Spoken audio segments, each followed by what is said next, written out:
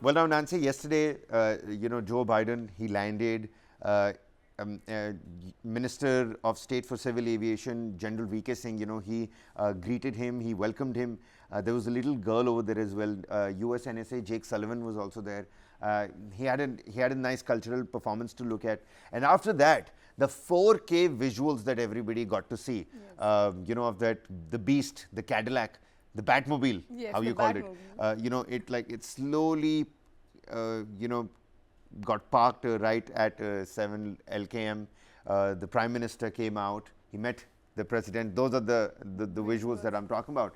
And great cinematography, I'll tell you what. Yeah, People true. are talking about Jawan, Sounds but like this a was trailer. Yeah, it yeah. sounds like a trailer to a good movie. You know, it's a trailer to the upcoming strengthening India-US ties. So it's a film based on that, and that's just the trailer. Look at them; they look so happy together. And I'm just excited to talk about the bilateral because I think it is on the show that we said these bilateral talks are going to be historic and they're going to snatch the attention from the G20 summit. And I think they did a fair job at these bilateral I think talks. it's There's so much to talk good about. and fair on part of India as well, because True.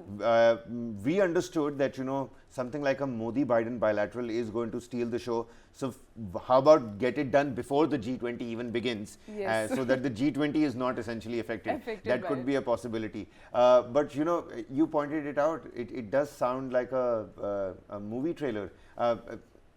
Look like a movie trailer as well. And every time I look at both these leaders, President Biden has a habit of patting you on the shoulder, and Prime Minister Narendra Modi has a habit of going in straight for the handshake. And when these two happen together, Yes. when these both of these happen together, it's like a lost friends, a lost friendship that has again been rekindled. True. I think they missed each other because they met last time in June. So I think the way they are greeting each other, they were so happy to be together.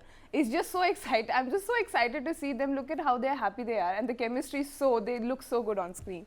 Right. And now focusing on a couple of things that, of course, the Prime Minister and the President of the United States spoke about.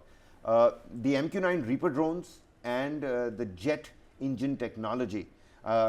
Essentially strengthening defense ties between these two countries. Austin Lloyd, he's been coming and meeting his counterpart, our Defense Minister Rajnath Singh, every now and then, before the official state visit as well, and ahead of the G20 visit as well.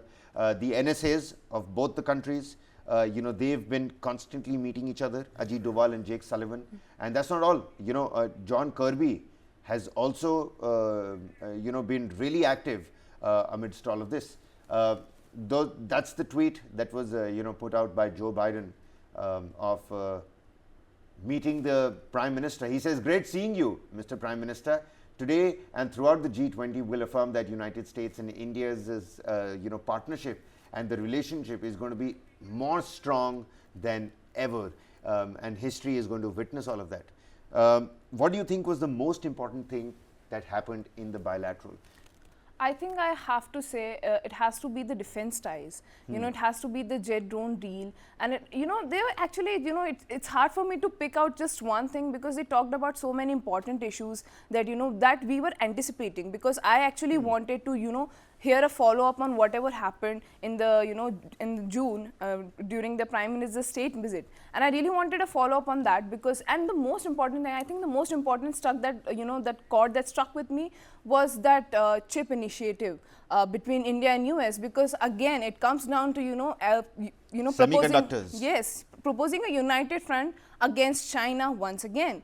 And establishing that we are together in this, and China's aggression has to stop. So that Indo-Pacific, strengthening that Indo-Pacific ties between both of the countries, I think it was something really important because it touched so many issues and it answered so many issues that it really showcased that India and US have such a bright future ahead, such a important strategic deals that we have to look forward to. Now, both these leaders in that joint press statement have said that they agreed that India-US partnership was beneficial not only for the people of the two countries, but also for global governance and global good. Prime Minister thanked President Biden for the consistent support received from the United States in ensuring success of India's G20 presidency.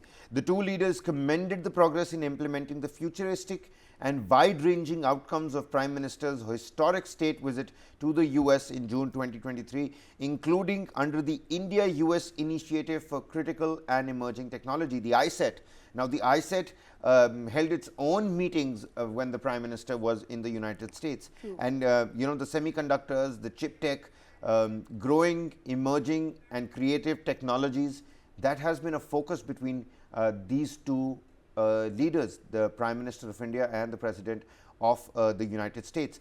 More than that, you know, the President, Joe Biden, he lauded India's Chandrayaan-3 mission, which is something that's quite common. It's a common theme because Rishi Sunak, you know, he did the same thing. Giorgia Meloni, she did the same thing. Hasina Sheikh, she did the same thing. Everybody is coming, telling Prime Minister, what you've done with Chandrayaan is absolutely spot on, awesome.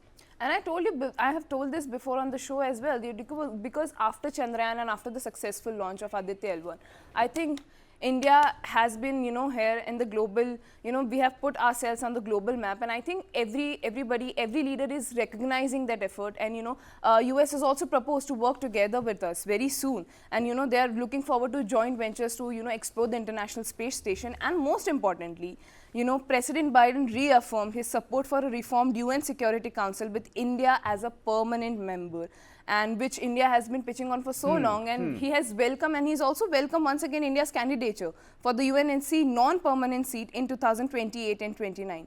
So these are something important, you know, developments and UNSC, I mean, imagine United States is, you know, United Nations Security Council, and India being, you know, on that particular table. That's something that's really big, even as a you know, a non-permanent member. Even as India makes its way into the UNSC, that will be a big step for the country. True, and I think they resolve so many issues as well. They resolve with China and Russia on that table, and then India also, you know, having a say. I mean, you know, because, you know, we have, you know, everybody has been back behind India's back, you know, take a stand. And whenever something happens with China, whenever something is happening with our neighboring country, any conflict, nobody, you know, actually come out and take a stand. But we have always been forced to take a stand. But with the Russia-Ukraine war, I think India did a commendable job. They were neutral. They took their stand. They were alone, but they took their stand. And before I think we were neutral, you know, Nancy, we evacuated so many of our students from Ukraine. True. You know, we were actively participating in it, and, you know, we standed alone in the whole situation. And I think US really respected that, and they came out to us, they reached out to us, and the, you know, the outcomes of the bilateral talks is just important to see, because they also, you know, resolved the conflict, the WTO poultry, you know, case, which was one of the last 7 of the conflicts that had to be resolved. 6 of them were already resolved. The trade, you know, conflicts were already resolved, and the last one, the WTO poultry, has also been resolved.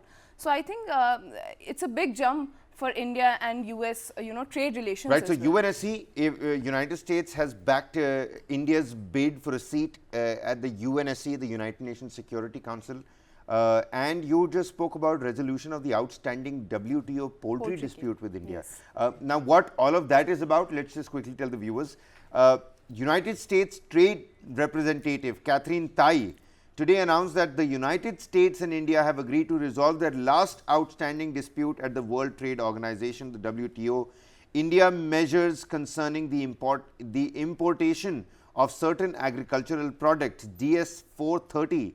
Now, as part of the agreement, India also agreed to reduce tariffs on certain US products, including frozen turkey, frozen duck, fresh blueberries and cranberries, frozen blueberries and cranberries, dried blueberries and cranberries, and processed blueberries and cranberries. A lot of you know, cranberries and blueberries. Lots of exotic fruits coming. Yeah, these tariff cuts will expand economic opportunities for United States agricultural producers in a critical market and help bring more US products to customers in India. All right then. This announcement comes as President Biden met with PM Narendra Modi today in New Delhi for the G20 Leaders Summit. In August, Ambassador Tai met with India's Minister for Commerce and Industry Piyush Goyal following the G20 Trade and Investment Ministers' meeting. During that meeting, Ambassador Tai and Minister Goyal discussed this World Trade Organization dispute and expressed their shared desire to reach a solution soon. So it's not just defense, it's agriculture, it's trade, and it's also initiative between these two countries for creative and emerging technologies.